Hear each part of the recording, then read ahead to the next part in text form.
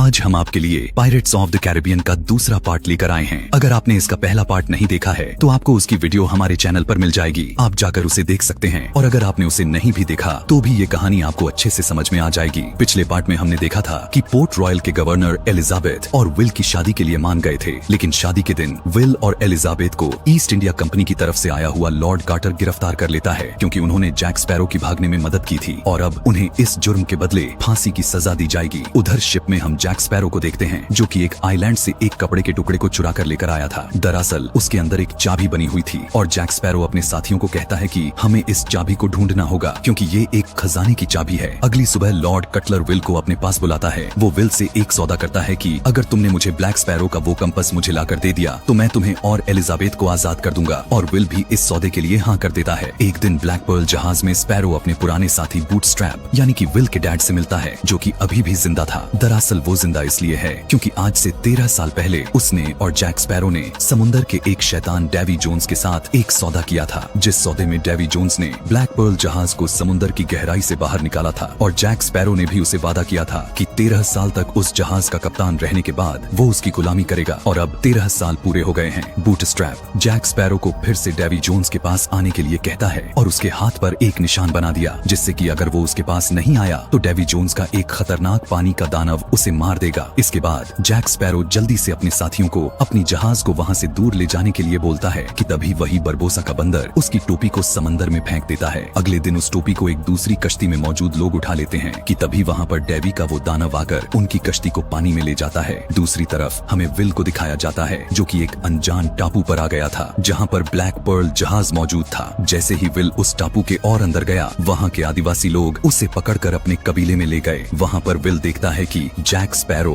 उन कबीले वालों का सरदार बना हुआ बैठा था। विल जैक स्पैरो को कहता है कि लॉर्ड कटलर को तुम्हारा वो कंपास चाहिए, अगर मैंने उसे वो ले जाकर नहीं दिया तो वो एलिजाबेथ और मुझे फांसी की सजा दे देगा। उधर एलिजाबेथ को भी उसके डैड जेल से भगा देते हैं और एलिजाबेथ विल को ढूंढने का फैसला करती है। इसके बाद हमें फिर से विल को दिखाया जाता है। उसे भी जैक स्पैरो के साथियों के साथ एक ट्रैप में डाल दिया था। तभी गिब्स उसे बताता है कि जैक स्पैरो की अभी बलि चढ़ने वाली है, क्योंकि वो लोग जैक स्पैरो की आत्मा को पवित्र आत्मा मानते हैं, इसलिए उन्होंने उसको अपना राजा भी बना लिया है। फिर वो सभी कैसे न कैसे करके वहाँ से बाहर आने की कोशिश करते हैं, लेकिन उन्हें उस खाई से बाहर आते वक्त एक आदिवासी आदमी देख लेता है और काफी सारे और आदिवासी लोग उनका पीछा करने लग गए। उधर जैक स्पैरो को भी आग के ऊपर टांग दिया गया था, लेकिन वो वहाँ से उतर जाता है और उस कबीले की कुछ औरतें जैक स्पैरो को रोकने के लिए उस पर हमला करने लगी। उधर विल और बाकी के लोग भी भागते भागते पानी में गिर गए। वो आदिवासी लोग भी उन्हें रोकने के लिए उन पर तीर चलाने लगते हैं। तभी उनके पास एक बच्चा आकर बताता है कि जैक स्पैरो वहाँ से भाग रहा है। जैक स्पैरो भी उन औरतों से लड़ते वक्त ऊपर से नीचे गिर जाता है। विल और उसके साथी भी जल्दी से जहाज में आ जाते हैं। वो देखते हैं कि दूर से जैक स्पैरो भी उनकी तरफ भागता हुआ आ रहा था, जिसके पीछे काफी सारे आदिवासी लोग लगे हुए थे, लेकिन उनसे बचकर जैक स्पैरो ब्लैक पर्ल जहाज में आ जाता है। उसी वक्त विल जैक स्पैरो को कहता है कि तुम मुझे अपना कंपास दे दो ताकि मैं एलिजाबेथ की जान बचा सकूं। ये सुनकर जैक स्पैरो अपने पास रखे उसी चाबी वाले कपड़े को दिखाता है और विल से कहता है कि तुम मेरे साथ इसे ढूंढने की मदद करो, इस चाबी के मिलते ही मैं तुम्हें मेरा कंपास दे दूंगा। विल भी जैक स्पैरो की बातें मान लेता है।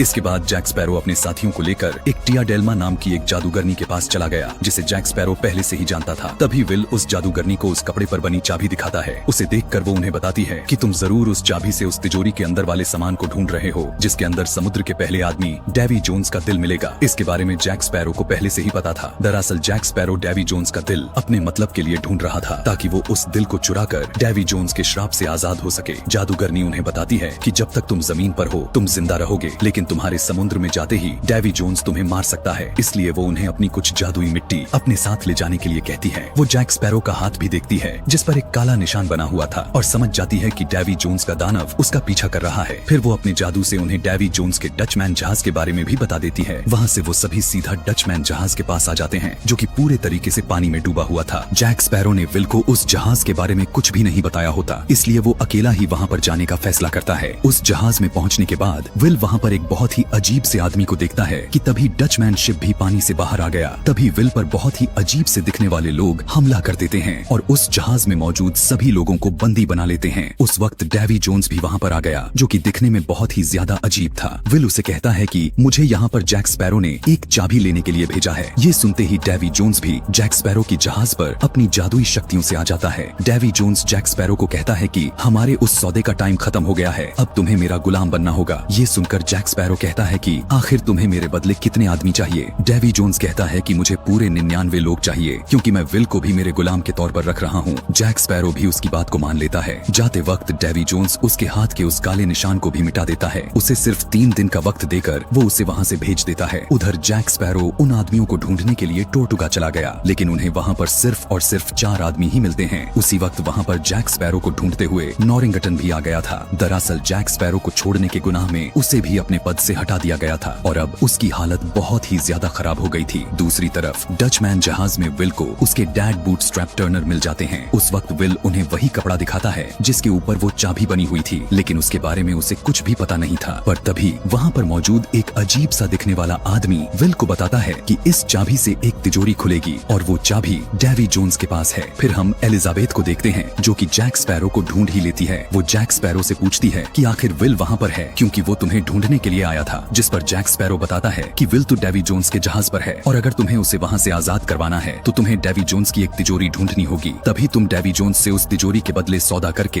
विल को उससे आजाद करवा सकती हो। दरअसल जैक स्पैरो एलिजाबेथ को ऐसा इसलिए बोल रहा था क्योंकि अभी तक उसके कंपस ने उसे उस जगह की सही दिशा नहीं बताई थी, क्योंकि ये कंपस उन्हीं को सही दिशा बताता है जो सच में वहाँ पर जाना चाहता है। लेकिन जैक स्पैरो अंदर से वहाँ पर नहीं जाना चाहता था, पर एलिजाबेथ की वहाँ पर जाने की इच्छा काफी ज्यादा थी। इसलिए जैक स्पैरो उसके हाथ में वो कंपस रख देता है, जिससे कि उन्हें उस तिजोरी की दिशा भी पता लग जाती है।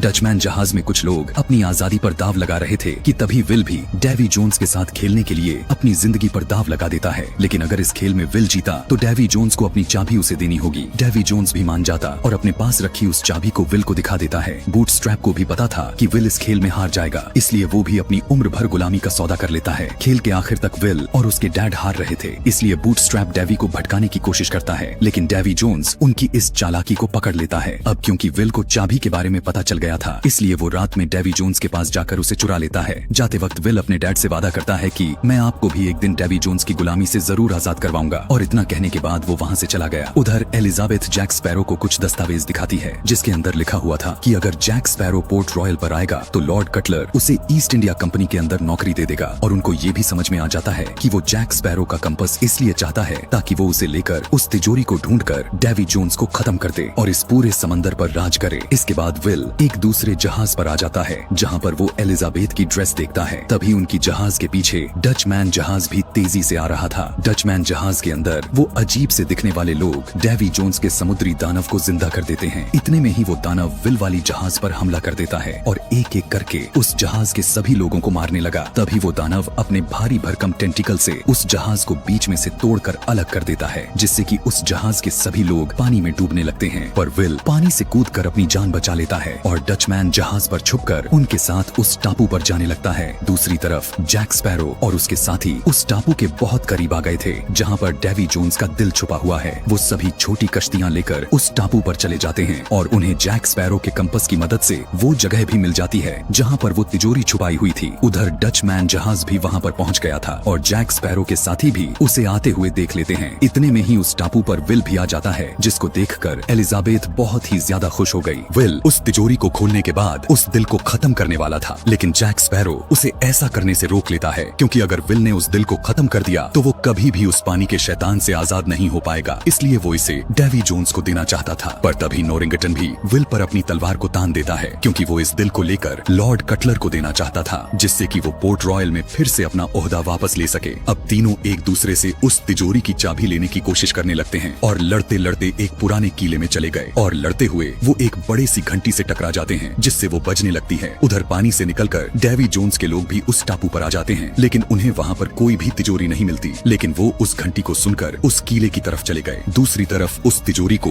दो लोग चोरी करके लेकर जा रहे थे कि तभी एलिजाबेथ भी उन्हें रोक लेती है, लेकिन एलिजाबेथ के पास अपनी बंदूक नहीं होती। ये देखकर वो लुटेरे उस पर हमला करने ही वाले थे कि तभी वो अजीब से दिखने वाले समुद्री लोग उन्हें मारने के लिए वहाँ पर आ जाते हैं। उन्हें देखकर एलिजाबेथ और वो दोनों लुटेरे उस तिजोरी को लेकर भागने लगे, लेकिन तभी उन दोनों के हाथ वाली तिजोरी एक पेड़ के टकराने से वहीं पर गिर जाती है और वो समुद्री लोग उन पर हमला करने लगते हैं। इस बात का फायदा उठाकर एक समुद्री आदमी उस तिजोरी को लेकर वहाँ से जा ही रहा था कि तभी उसे जाते वक्त जैक स्पैरो देख लेता है और वो अपने पास पड़ा एक नारियल से उसके सिर पर मारता है, जिससे कि उस आदमी के हाथों से वो तिजोरी गिर गई। जैक स्पैरो जल्दी अपने पास रखी उस चाबी से डेवी जोन्स का दिल निकालकर अपने पास रख लेता है और वहाँ से अपनी कश्ती में ले जाकर उसे मिट्टी वाले डब्बे में डाल देता है, जो कि उसे उस जादूगरनी ने दिया था। तभी वहाँ पर विल और नोरिंगटन भी आ जाते हैं और उन सभी को उन समुद्री आदमियों ने चारों तरफ से घेर लिया। उस वक्त नोरिंगटन उस बक्से को लेकर वहाँ से भाग जाता है और जैक स्पैरो और बाकी के लोगों को कहता है कि कोई भी उसे बचाने के लिए ना आए। उसके पीछे पीछे वो सभी समुद्री आदमी भी भागने लगते हैं। थोड़ी ही दूर जाने के बाद उन समुद्री आदमियों ने नोरिंगटन को पकड़ लिया, पर नोरिंगटन उन्हें वो तिजोरी देकर वहाँ से भाग जाता है। अब क्योंकि उन समुद्री आदमियों को तिजोरी मिल गई थी, इसलिए वो उसका पीछा नहीं करते और उस तिजोरी को लेकर वहाँ से चले जाते हैं। सभी लोग फिर से ब्लैक पर्ल जहाज के अंदर आकर बहुत ही ज्यादा खुश थे, लेकिन तभी उनके सामने पानी से निकलकर डचमैन जहाज भी आ जाता और वो उनके जहाज की तरफ हमला कर देते हैं।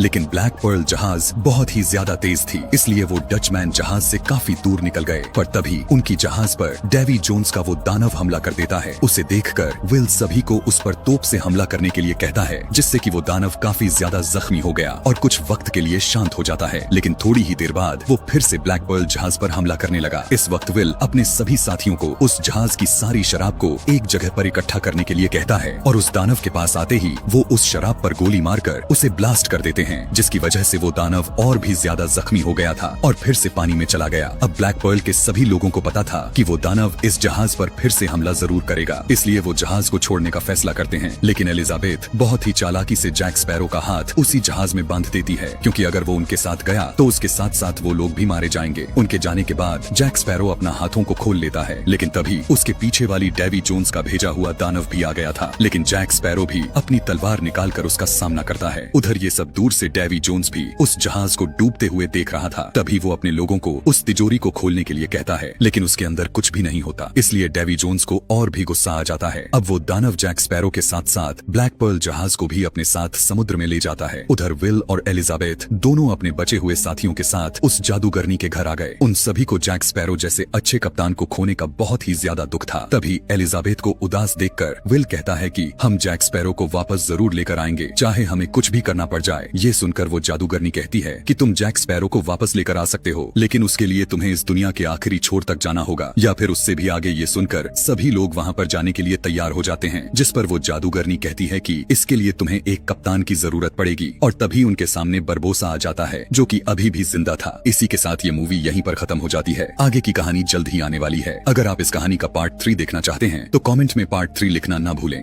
Thanks for watching.